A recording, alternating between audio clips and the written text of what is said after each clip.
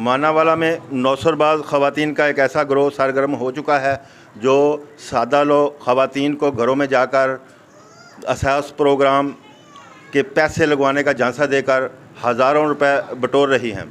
तो हमारे साथ लुटने वाली एक ख़ातून मौजूद हैं, तो हम इनसे बात करते हैं कि इनके साथ ये फ्रॉड कैसे हुआ। अच्छा गुड़िया, तुसी कित्थे रहंदे हो? मानाले रहंदे मलकादराबाद। मलकादराबाद तुसी रहंदे हो ते तुहाडे कोलों किन्ने पैसे औरतां लै गईयां? 15,000 रुपया लै गईयां ते 5 तोले चांदी लै गईयां। 15,000 रुपया लै गईयां ते होर की लै गईयां? चांदी दियां चूड़ियां मेरी बेटी दियां लै गईयां। ਕਹਿੰਦੀਆਂ ਸੀ ਅਸੀਂ ਅਮਾਨਤ ਬਣਾ ਕੇ ਤੁਹਾਡੇ ਕੋਲ ਲੈ ਕੇ ਚੱਲੇ ਹਾਂ, ਤੁਸੀਂ ਸਵੇਰ ਆ ਕੇ ਸਾਡੇ ਕੋਲ 70,000 ਰੁਪਇਆ ਲੈ ਜਾਣਾ ਤੇ ਫਿਰ ਆਪਣੀਆਂ ਚੂੜੀਆਂ ਵਾਪਸ ਲੈ ਜਾਣੀਆਂ। ਉਹ ਕਿੰਨੀਆਂ ਔਰਤਾਂ ਸਨ? 2 ਔਰਤਾਂ ਸੀ। ਅੰਗੂਠੇ ਲਗਾਏ ਮੇਰੇ 2। ਤੁਹਾਡੇ ਅੰਗੂਠੇ ਲਗਾਏ? ਹਾਂਜੀ, ਕਹਿੰਦੇ ਸਵੇਰ ਆ ਕੇ ਬੈਂਕ 'ਚੋਂ ਤੁਸੀਂ ਪੈਸੇ ਲੈ ਆਣੇ ਤੇ ਆਪਣੀਆਂ ਅੰਗੂਠੀਆਂ ਚੂੜੀਆਂ ਲੈ ਆਣੀਆਂ ਵਾਪਸ। ਤੇ ਉਹ ਕਿੰਨੀਆਂ ਔਰਤਾਂ ਸਨ? 2 ਔਰਤਾਂ ਸੀ। ਉਹਨਾਂ ਦਾ ਨਾਂ ਕੀ ਦੱਸਿਆ? ਉਹਨਾਂ ਨੇ ਨਾਮ ਨਹੀਂ ਦੱਸਿਆ ਆਪਣਾ। ਤੇ ਜਦੋਂ ਉਹ ਤੁਹਾਡੇ ਕੋਲ ਘਰ ਆਈਆਂ ਸਨ ਤੇ ਉਦੋਂ ਤੁਹਾਡੇ ਖਾਵੰਦ ਘਰ ਹੈਗੇ ਸਨ ਜਾਂ ਕੋਈ ਹੋਰ ਕੋਈ ਹੈਗਾ? ਨਹੀਂ, ਇਹ ਘਰ ਨਹੀਂ ਸੀਗੇ, ਮੈਂ ਘਰ ਇਕੱਲੀ ਸੀਗੀ ਤੇ ਹੋਰ ਵੀ ਉਹ 15,000 ਰੁਪਇਆ ਲੈ ਕੇ ਗਈਆਂ। ਤੇ ਜਿੱਧਰ ਮੇਰੇ ਮੀਆਂ ਕੰਮ ਕਰਦੇ ਉਹਨਾਂ ਕੋ ਵੀ ਆਂਟੀ ਉਹਨਾਂ ਕੋ ਵੀ 20,000 ਰੁਪਇਆ ਲੈ ਗਈਆਂ, ਇੱਦਾਂ ਹੀ ਠੱਗ ਲਾ ਕੇ। ਤੇ ਪਤਾ ਨਹੀਂ ਕਿੰਨੇ ਕਿ ਉਹ ਘਰਾਂ 'ਚ ਲੈ ਕੇ ਜਾਣਗੇ ਦਾ ਲਾ ਕੇ। ਅਸੀਂ ਤਾਂ ਆਪਣੇ ਮਾਨ ਨਾਲ ਦੇ ਦਿੱਤੇ ਨਾ, ਹੁਣ ਸਾਨੂੰ ਤਾਂ ਨਹੀਂ ਨਾ ਪਤਾ ਵੀ ਉਹ ਕੀ ਹੇਰਾ ਫੇਰੀ ਕਰਨ ਦਾ ਆ। ਜੇ ਇਸ ਗੱਲ ਦਾ ਪਤਾ ਹੋਵੇ ਤੇ ਬੰਦਾ ਪੈਸੇ ਹੀ ਨਾ ਦੇ। ਜੇ ਸਾਨੂੰ ਉਮੀਦ ਹੋਵੇ ਵੀ ਅੱਗੋਂ ਬੈਂਕ 'ਚੋਂ ਪੈਸੇ ਮਿਲਣੇ ਜਾਂ ਹਕੂਮਤ ਨੇ ਸਾਨੂੰ ਪੈਸੇ ਦੇਣੇ, ਉਹਨਾਂ ਨੇ ਤਾਂ ਦਾ ਲਾਇਆ ਨਾ। ਜ਼ਿਹਨ 'ਚ ਤਾਂ ਬਾਅਦ 'ਚ ਆਇਆ ਨਾ ਵੀ ਉਹਨਾਂ ਨੇ ਤਾਂ ਦਾ ਸਾਨੂੰ ਬਹੁਤ ਵੱਡਾ ਲਾ ਦਿੱਤਾ। ਤੇ ਮੈਂ ਉਸ ਦਿਨ ਦੀ ਬੜੀ ਟੈਨਸ਼ਨ ਆ ਤੇ ਬਹੁਤ ਮੈਨੂੰ ਨਾ, ਮੈਂ ਰੋਂਦੀ ਵੀ ਸੀ। ਮੈਂ ਇਹਦੇ ਪਾਪਾ ਨੂੰ ਡਰਦੀ ਨੇ ਦੱਸਿਆ ਵੀ ਨਹੀਂ। ਮੈਂ ਕਿਹਾ ਜੇ ਅਗਰ ਪਤਾ ਚੱਲ ਗਿਆ ਨਾ ਸਾਡੇ ਘਰ 'ਚ ਪਤਾ ਨਹੀਂ ਕੀ ਲੜਾਈ ਹੋਏਗੀ, ਪਤਾ ਨਹੀਂ ਕੀ ਹੋਏਗਾ, ਇਸ ਲਈ ਮੈਂ ਚੁੱਪ ਕਰ ਗਈ। ਤੇ ਫਿਰ ਹੁਣ ਤੁਸੀਂ ਆਪਣੇ ਖਾਵੰਦ ਨੂੰ ਦੱਸ ਦਿੱਤਾ? ਹਾਂਜੀ, ਹੁਣ ਮੈਂ ਦੱਸ ਦਿੱਤਾ। ਜੇ ਹੁਣ ਕਿੰਨੀ ਕੁ ਦੇਰ ਗੱਲ ਛੁਪੇਗੀ ਨਾ, ਦੱਸਣਾ ਤਾਂ ਪੈਣਾ ਹੀ ਹੈ ਨਾ ਵੀ ਆਹ ਇੱਦਾਂ ਨੁਕਸਾਨ ਹੋਇਆ, ਇੱਦਾਂ ਦੀ ਚੀਜ਼ ਘਰ 'ਚ ਗੁੰਮ ਹੋ ਗਈ। ਬੱਚਿਆਂ ਦੀ ਚੀਜ਼ ਰੱਖਣੀ ਹੁੰਦੀ ਸੰਭਾਲ ਕੇ। ਬੜਾ ਦੁੱਖ ਹੋਇਆ, ਮੇਰੀ ਬੇਟੀ ਦੀਆਂ ਲੈ ਗਈਆਂ। ਇੱਦਾਂ ਦੀਆਂ ਨੂੰ ਤਾਂ ਫੜ ਕੇ ਚੰਗੀ ਸਜ਼ਾ ਦੇਣੀ ਚਾਹੀਦੀ ਆ। ਜਿੱਥੇ ਵੀ ਮਿਲ ਜਾਣ ਨਾ ਇਹਨਾਂ ਨੂੰ ਤਾਂ ਫੜ ਕੇ ਸਜ਼ਾ ਦੇਣ ਤੇ ਵਾਪਸ ਲੈਣ ਜਿਹੜੀ ਚੀਜ਼ਾਂ ਲੈ ਕੇ। ਪਤਾ ਨਹੀਂ ਕਿੰਨੀਆਂ ਕੁ ਲੋਕਾਂ ਕੋਲ ਲੈ ਕੇ ਜਾਂਦੀਆਂ ਦਾ ਲਾ ਕੇ।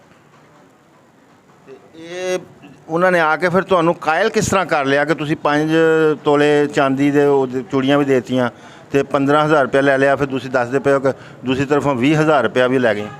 ਕਿਸ ਤਰ੍ਹਾਂ ਕਾਇਲ ਕੀਤਾ ਉਹਨਾਂ ਨੇ ਤੁਹਾਨੂੰ?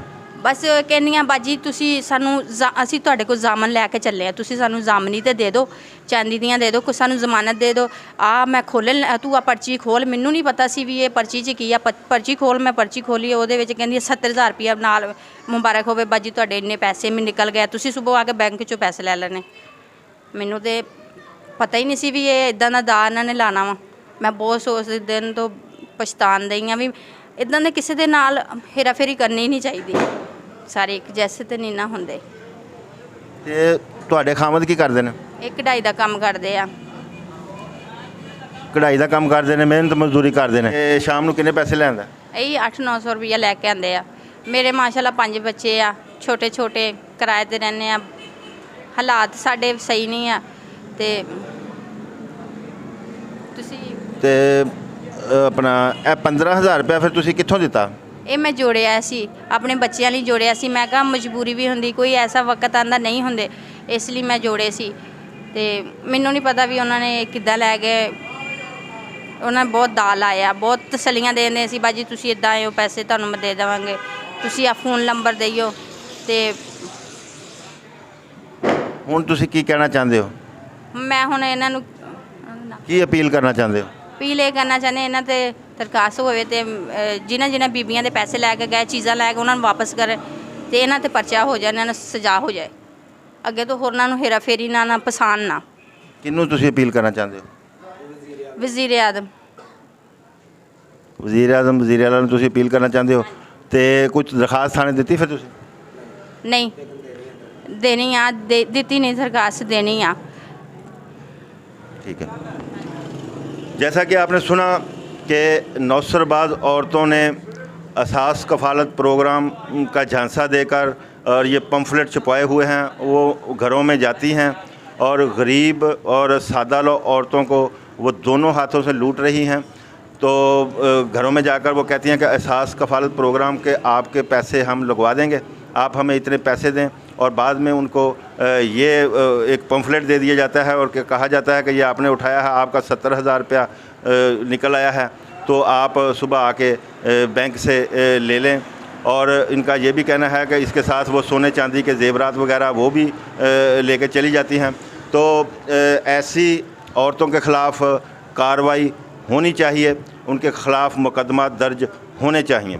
तो नाज़रीन देखते रहें, क्योंकि कोई देखे ना देखे खलील तो देखेगा। इसी के साथ ही अपने मेज़बान खलील अहमद सज्जाद को इजाज़त दीजिए।